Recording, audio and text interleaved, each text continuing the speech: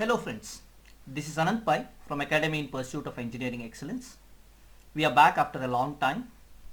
Today we will continue with fluid mechanics.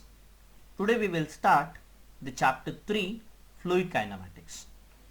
In that we will first discuss what is meant by Eulerian and Lagrangian approach to fluid kinematics. Now let us see what is meant by fluid kinematics. Fluid kinematics is the study of fluid motion without considering the forces causing or forces impeding the motion. Now what do we mean by motion? Motion generally refers to velocity or acceleration. Now what are the forces causing the motion?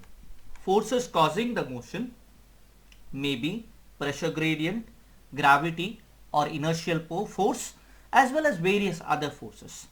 What do you mean by forces impeding? Forces impeding can be from drag or viscous drag. Generally drag is the forces which impedes the motion of a fluid. Okay. Now let us see what is scalar and vector field.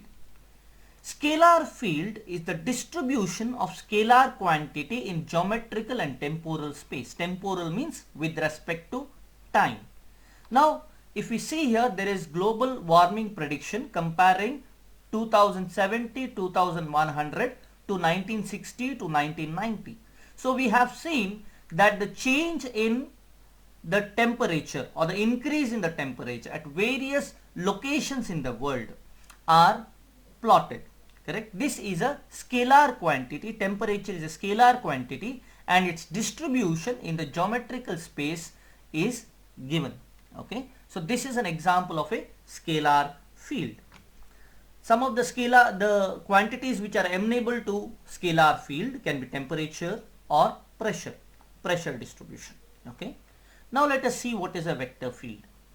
Vector field, similar to scalar one, it is a distribution of vector quantity in geometrical or temporal space.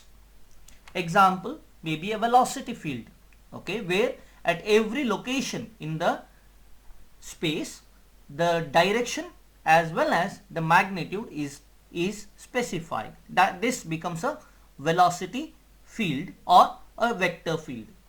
The quantities that are amenable are velocity or force, magnetism, okay, magnetic fields or magnetic strength, electrical field strength. All those things can come as a vector fields.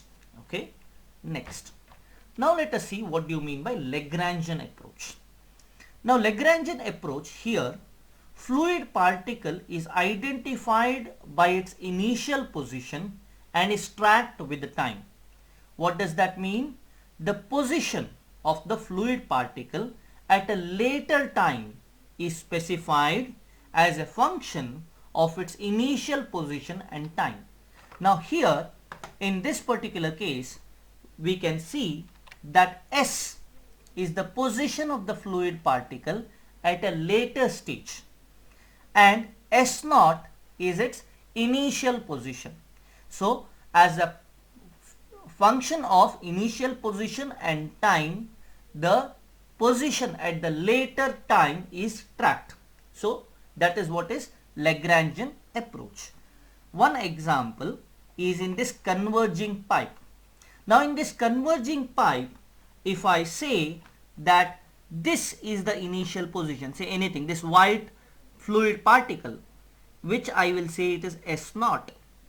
Now this S0 specifies the position, location. Okay. So if I say this is fluid particle 1, this white color is a fluid particle 1, S0 1 is given.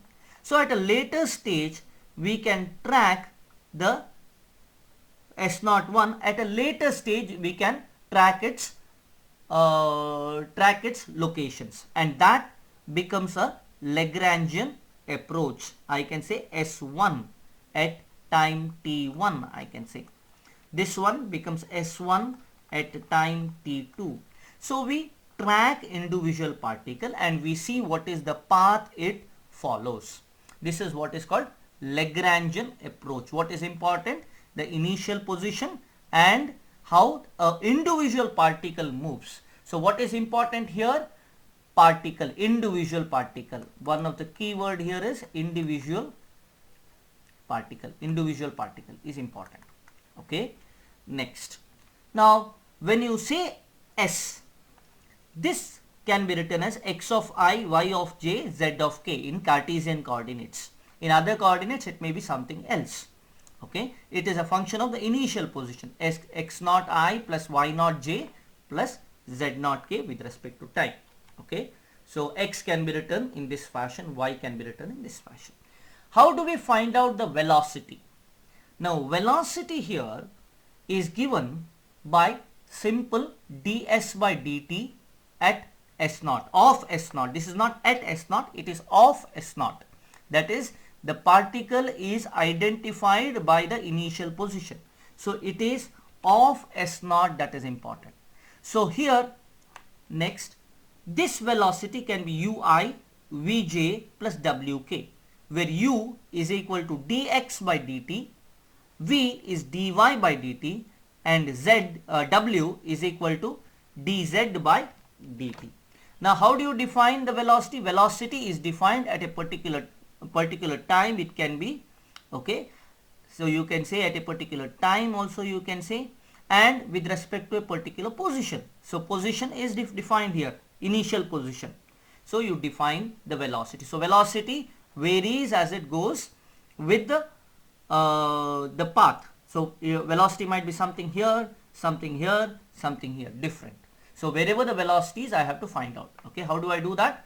This velocity can be written as limit delta t tending to 0, delta s naught divided by delta t, not delta s naught, delta s divided by delta t. I can find it out. Okay, acceleration, double differentiation, you get the acceleration. Okay, one of the example of this fluid Lagrangian approach may be weather balloons. Okay, weather balloons is left in air, and how the temperature, pressure, humidity changes with the weather balloon blowing with air is measured. Okay, so that is a type of Lagrangian approach. Next, let us see what is Eulerian approach. Now in Eulerian approach, it is not the position that is important, it is the velocity at a particular spatial location that is important, in the sense that we are not worried about the initial location of the particle, and we do not define the individual particle. Okay, we are not worried about the individual particle, we are worried about the spatial location, and the primary thing we define here is velocity. Okay, in Eulerian approach, the primary thing, in the Lagrangian approach, the primary thing we defined was the position. Here the primary quantity we define is velocity. So velocity as a function of position and time. Okay, we are not worried about the individual particles.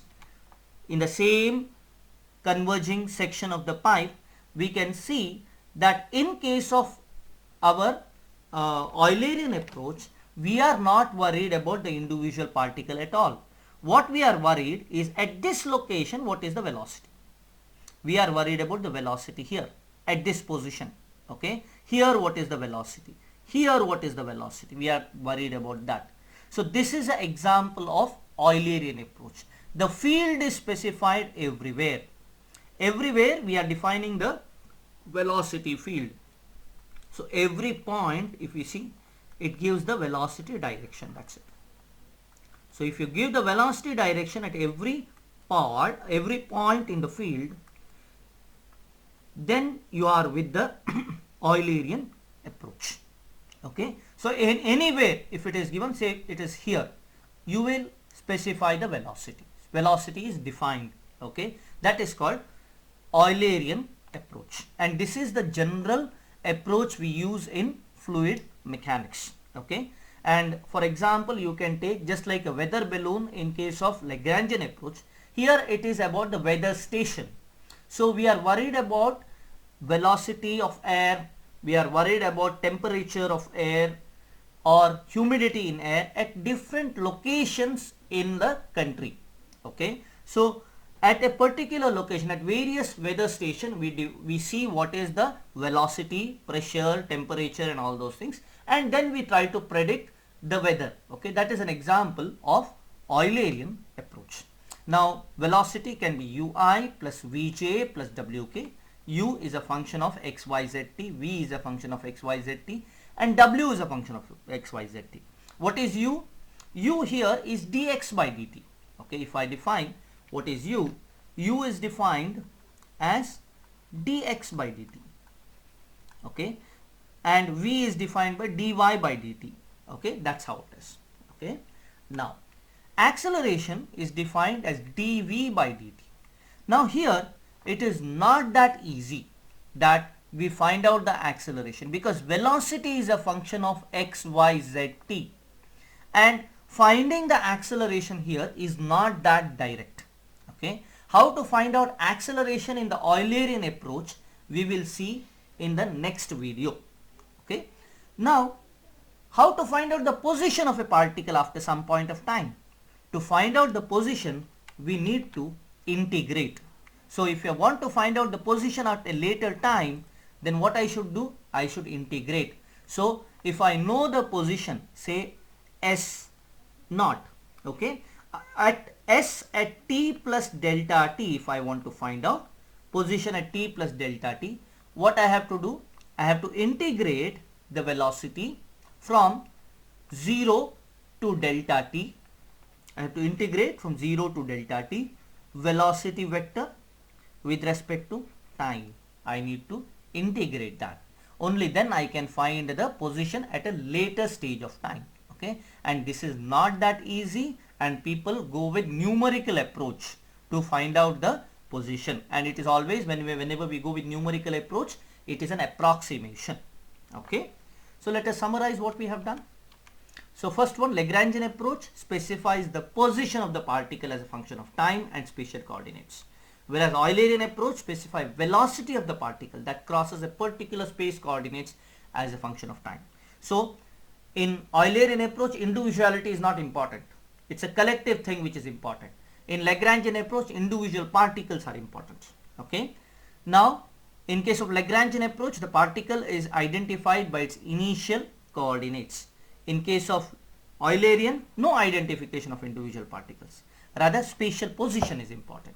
Example we have discussed, a neutrally buoyant air balloon measuring temperature, pressure and humidity variation in the wind direction. Okay. Example for Eulerian may be a weather station measuring temperature, pressure, humidity and velocity of wind, obviously. Okay.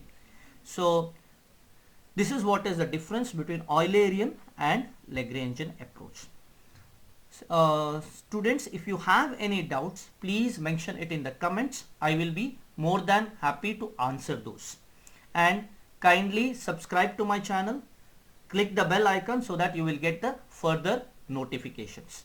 Thank you very much.